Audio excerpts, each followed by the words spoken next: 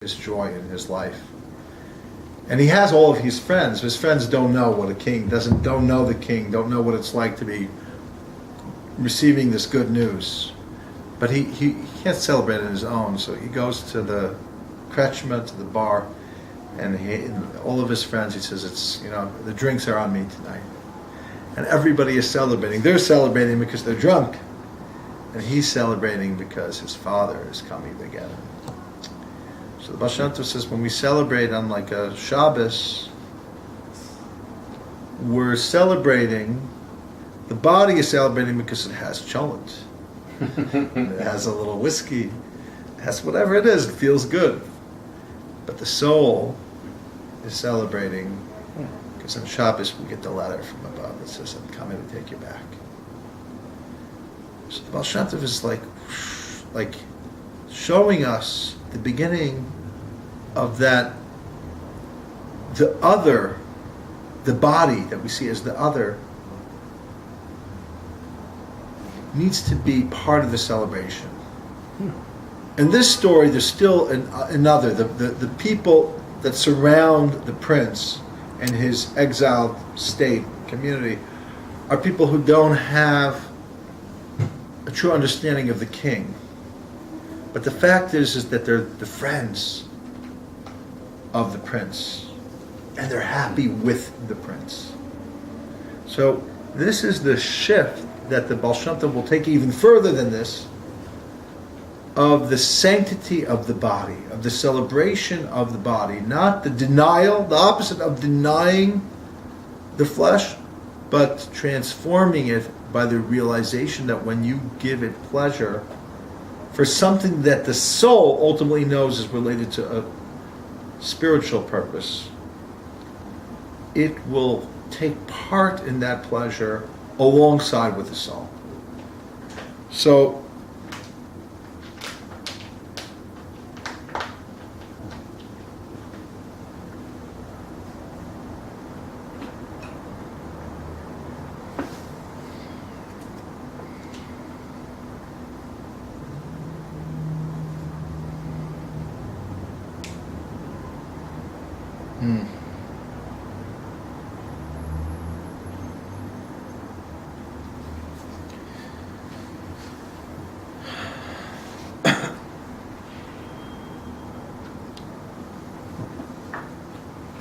now this takes us a little further down the road.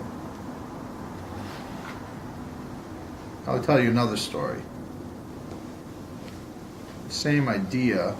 This time it'll be the wife of the Baal Shem Tov will be the featured person who recognizes this. It was on Simchas Torah, and the Hasidim were in the home of the Baal Shem Tov, and they were drinking and singing.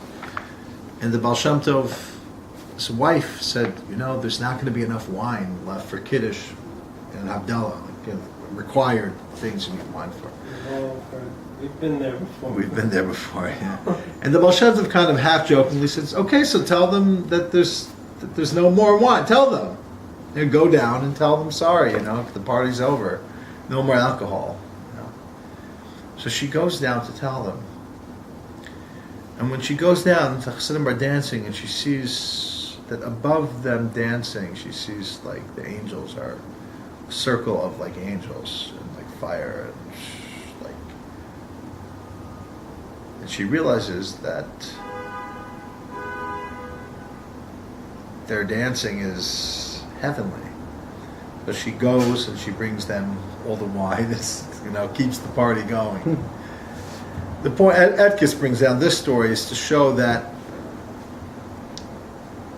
even sometimes the use of alcohol, and what he argues is that perhaps you have to say that at a certain point, the joy for some people who are not great intellectuals or great Kabbalists will be happening through physical joy, including a l'chaim. But that'll take me to the next thing, which is the idea and the thoughts of the Baal Shem Tov that there is no place where God isn't. Now, there are a variety of Kabbalistic thinkers, and the Bible itself says, "Ein od milvado." There's nothing else. There's nothing else outside of Him. But the reality is that the Kabbalistic system, particularly the Rihanna Kabbalah, extensively talk about the separation between the various stages of the development of the olamot and the sfirot. There's levels of consciousness in which progressive removals, tzimtzumim, contractions, concealments of the divine light happens one after another, to the point that we are living in complete darkness and denial of divine existence in this physical world. Baal Shem Tov kind of just like flipped that over and said, no, it's all there. It's perhaps there are garments, but you could. It's like you see, you know that the garment is God's garment, and once you know that, the garment isn't even a garment anymore. Once you know that it's just God playing hide and seek, there is no real hiddenness anymore. Just that knowledge.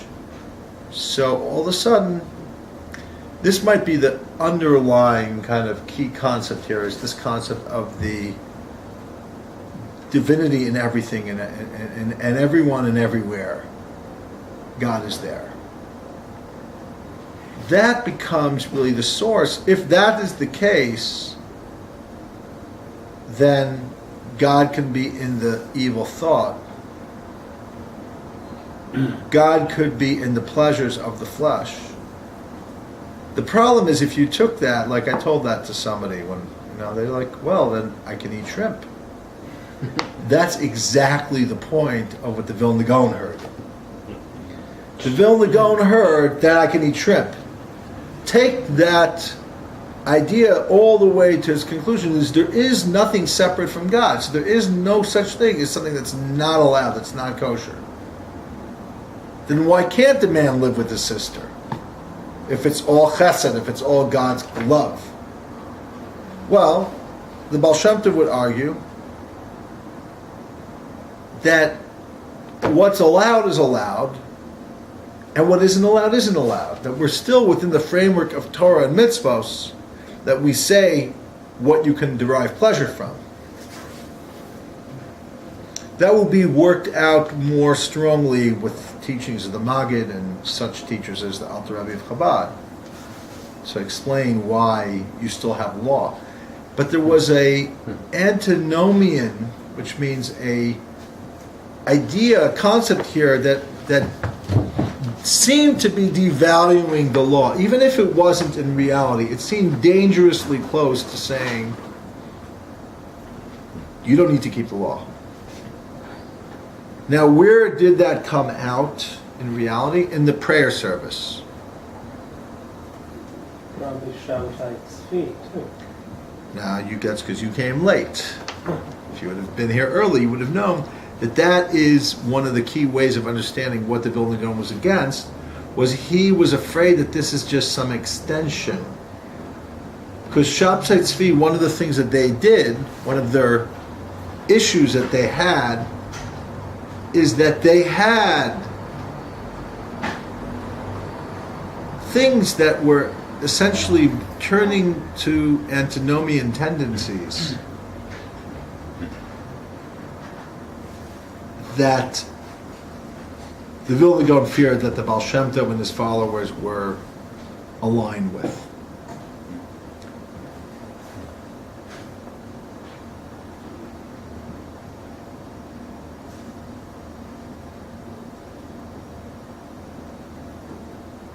Don't forget the Nathan of Gaza.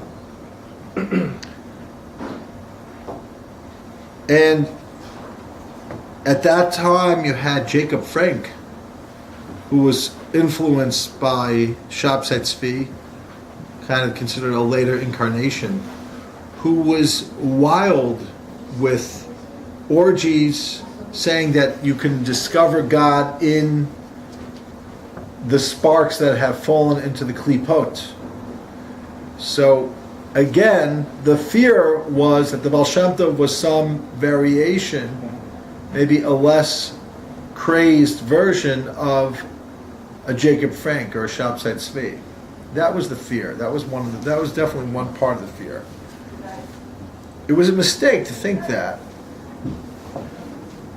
But there was a reason based on the past to be at least suspicious of that being the case. I'll tell you one of the areas in which Etkes makes a point that I don't agree with, which is Etkes then goes on to talk about the power of prayer. And the Baal Shem Tov's methodology for prayer was that he would enter into the prayer. Perhaps the most famous teaching of the Baal Shem Tov is the teaching on Parshas Noach. In fact, if you look at one of the best ways I feel to study the teachings of the Baal Shem Tov is through this 2-volume work called Baal Shem Tov ala Torah, or just Baal Shem Tov ala Torah Moadim. The Baal Shem Tov on the Torah, which is on the weekly Torah reading. And the biggest selection of any Parsha is in Parshas Noach. And the whole section is called Amud HaTfilah.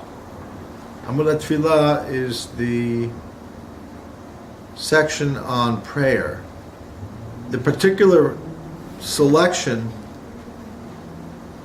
has to do with the idea that God tells Noah, go enter into the ark